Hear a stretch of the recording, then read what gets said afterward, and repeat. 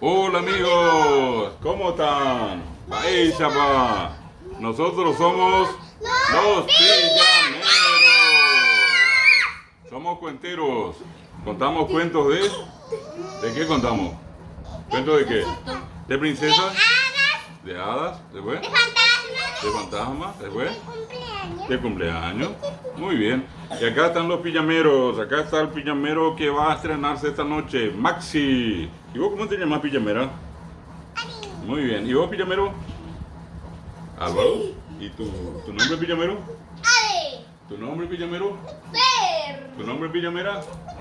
Ay, no se me olvida. Sofi.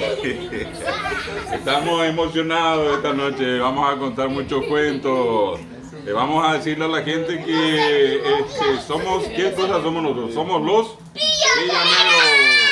¿Qué tiene que hacer la gente? Dale like. ¿Y qué otra cosa más? Suscribirse y activar la campanita. Y hay que reventar ese botón de like. Muy bien. Muy bien. Allí ya está. La más graciosa. ¿Cómo mira Maxi? No entiende Reventar nada. ese